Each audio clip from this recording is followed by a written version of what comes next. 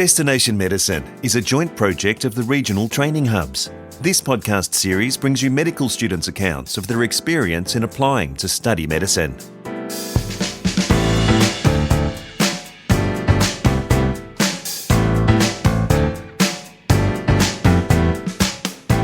Welcome to Destination Medicine.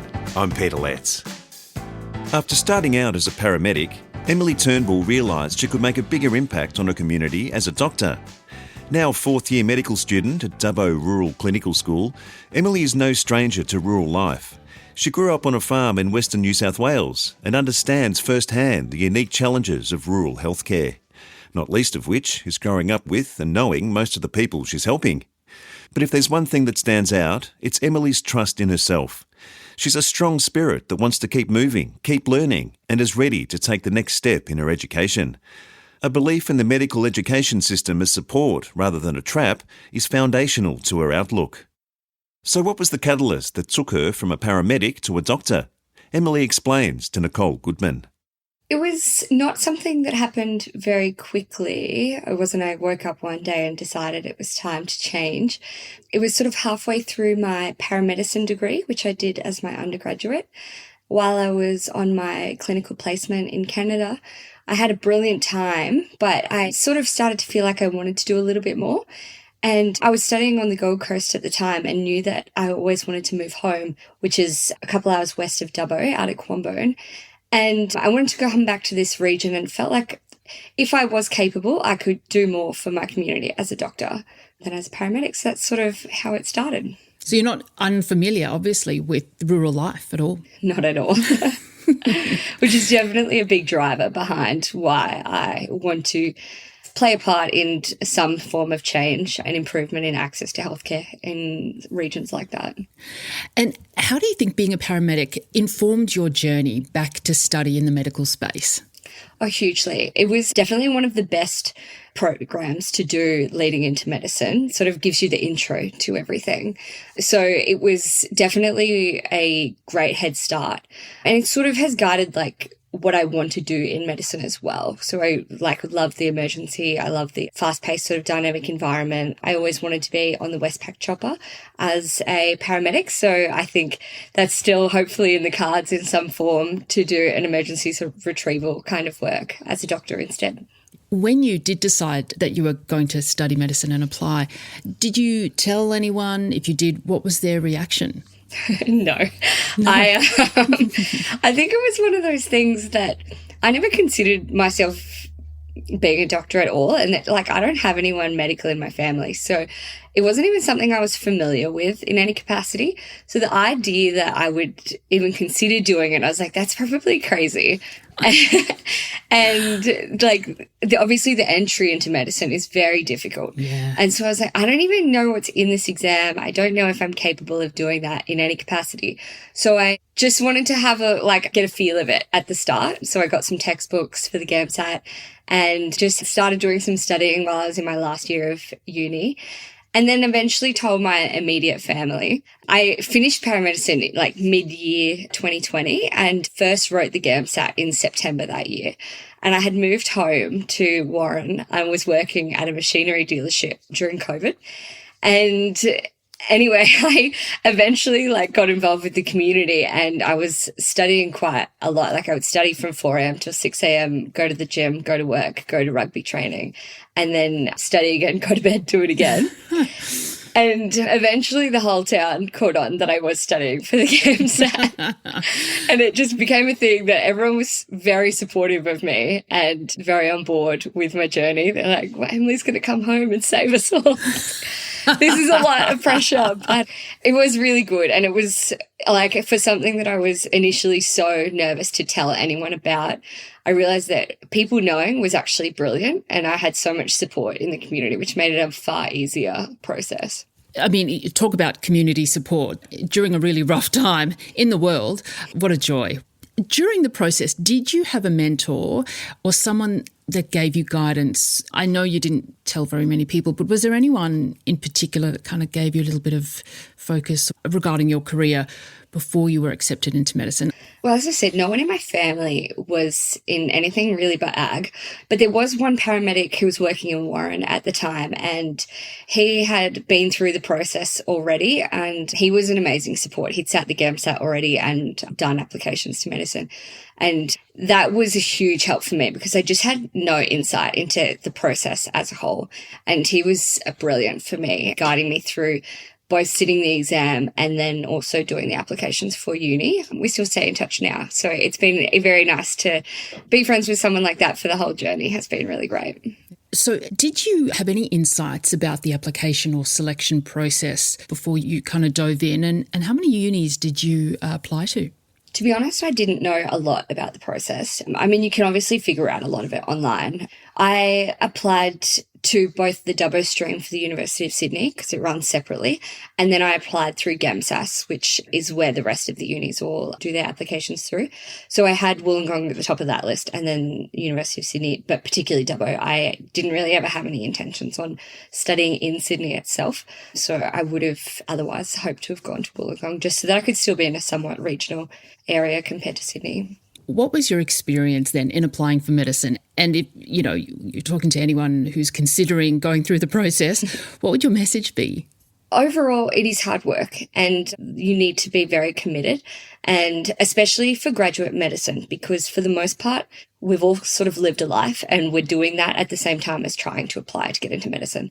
And to be honest, like now being in my fourth year and having watched everyone, the people that have lived a life before medicine are really well set up. They're going to be exceptional doctors because they have all this life experience. But obviously a lot of those people have full-time jobs. Some have kids. And we all have different things to balance. So it was a lot of work studying for the GAMSAT to get in. I would recommend sitting it in the September intake, and then you can resit it in the March intake before you apply for actually going into a uni.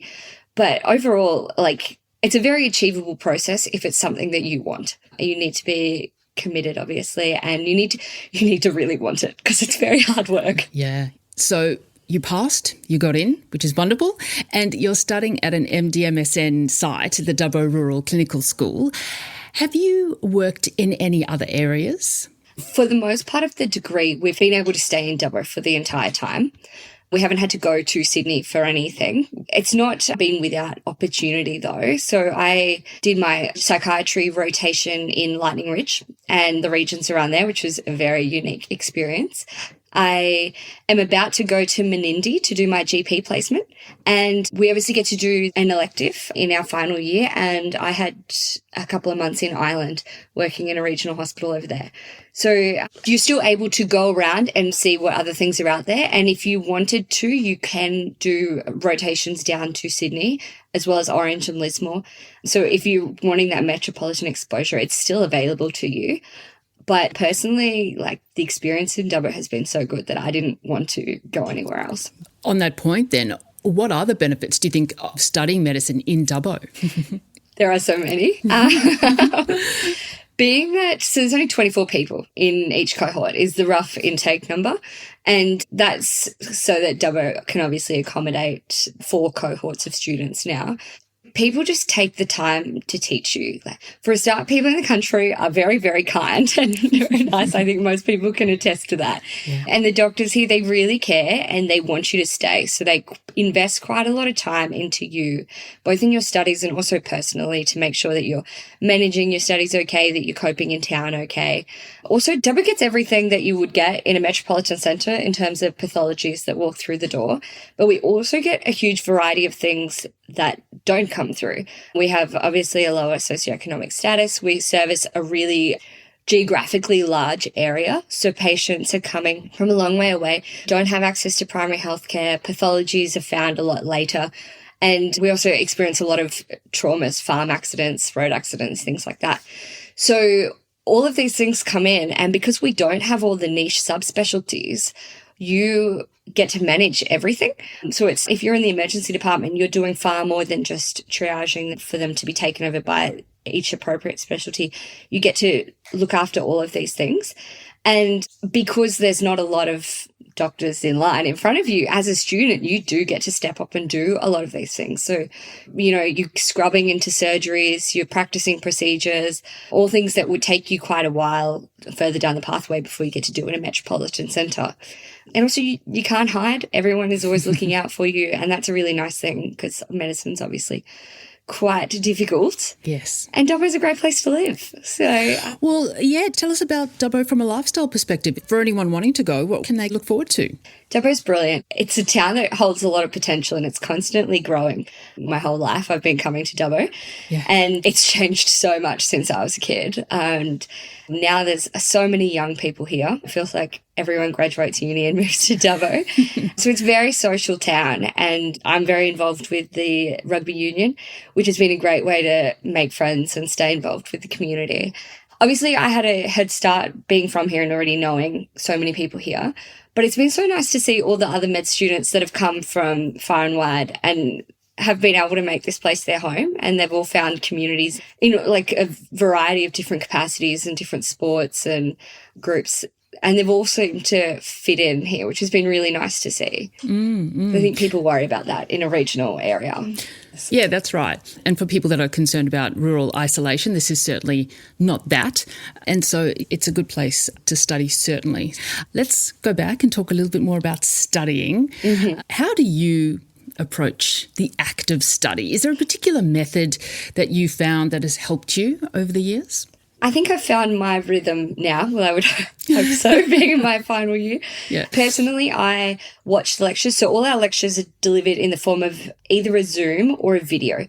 So other than a little bit of first year, for the most part, our lectures are all recorded videos, which is brilliant because it means you can balance your life and your study time, which has meant that, I've been able to maintain a job and study at the same time, which is obviously great. So I watch the lectures, I write notes while I'm watching the lectures. And then when I get through all of them by the end of the term, I sort of consolidate that. I'll often print out a big book full of all my notes. I will highlight it and then I'll draw it onto my whiteboard or draw it onto paper where I can sort of visualize the whole disease on one page and how it all interacts. Everyone has their own thing and you'll find your rhythm. It's so different from how we studied in our undergrad uni. And I think that's the really tricky thing because we don't have set subjects. You don't go into anatomy and go into physiology and they're separate from each other with separate exams. It's one big thing. So that was a lot to wrap our heads around, and you sort of get through that first exam and you might pass it, you might not pass it. And you're just I just need to regroup, figure out what works for me. And I think every single student goes through that. No one has not shifted their methods at some point. And everyone has their own way of doing it. And you need to be flexible with needing to shift it. If we think about imposter syndrome, it's something that can impact people across a lot of industries, but particularly medicine. Is that something you've experienced? And if so, how have you dealt with it? Personally, not really. I think I can see that a lot of people would experience it. Maybe I don't because of the environment I'm in, or maybe it's a self-confidence thing. I have a lot of faith in us not being put in situations that people don't think we're ready for. I don't know, conversations with friends, I think some people are not aware to that fact. They'll be nervous and they don't think they're ready, but I'm you are, and you've got all of these things that they've put in place to get you ready. I don't think that anyone would do that, especially not in a healthcare system like Australia. We've got so many things in place that mean that you have the adequate training before you get put into a situation. And then even then, there are still so many people above you to fall on that I've never felt stranded or alone. And maybe that'll be different next year when we're working. But I think if you have good communication and a good team, which hopefully you do, we will have people to lean on. There's another element to it that I think some people feel early on is that you will come across some med students that know exactly what they want to do with medicine and they've known it since they were born. And it is very intimidating to have someone tell you that they're going to do this niche specialty. I see, yeah. And you don't have a clue. Yeah. And you just, honestly, you have to put that aside because for the most part, almost everyone will change their mind. And it's better to be open-minded anyway and become a well-rounded doctor because you've put effort into every specialty So you sort of just have to stick to what you're doing, believe in the system, and find some good mentors above you that you can talk these sorts of things through. And yeah, I have faith in yourself because it's a really good program. And to be honest, I feel ready now. And I thought maybe that was a little overconfident and arrogant. I've spoken to quite a few consultants now and they're like, Emily, that means you're ready. We're ready to kick you out of the nest. Your perspective is so refreshing because you're 100% right. No one would put you in a situation designed to fail. People have your back. You're in a system where you're supported and you're allowed to have confidence in yourself. And I wish more people had that self-belief. So it's wonderful to hear it. I very rarely hear it from junior doctors or medical students. I wish they believed more because everyone is incredibly smart and capable and you're exactly where you're meant to be. Yes, I 100% agree with you. Yeah. Let's talk a little bit about hindsight because if you think back or knowing what you know now, what is one piece of advice that you wish you were given before starting your medical journey? I don't think there's one thing that would have changed my journey too much.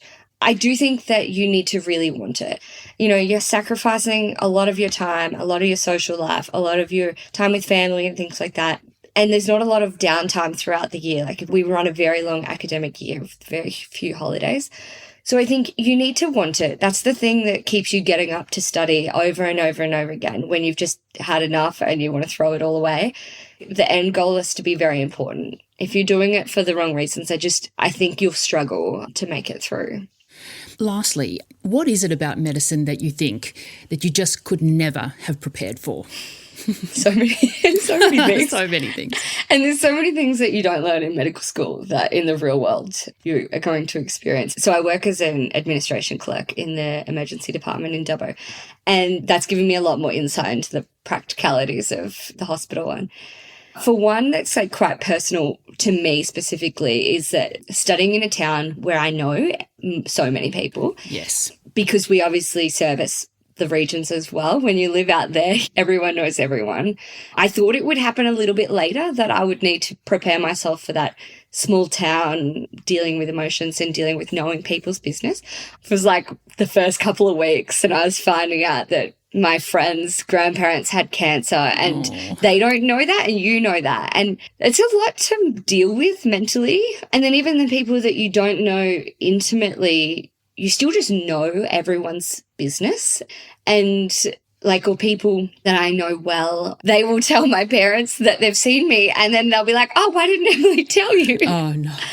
And then also, if you're having a hard day, I sort of have to tell my family, which they're very good now with just saying, please don't ask because it does make it really awkward. And I still need your support. I need the hug and everything, but just don't ask why. Yeah. So that has been tricky to navigate. But I thought about it early on that there was a toss up between going away somewhere else and never dealing with these kinds of things and staying here and dealing with it, but being there for your community. And I think all in all, people really appreciate coming in and seeing a familiar face and they're really proud of you. I feel so much love and support from the communities out here and they've watched me grow up and it's really nice and it's so encouraging to keep going.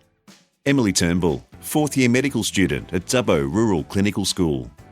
This is Destination Medicine. Thanks for listening.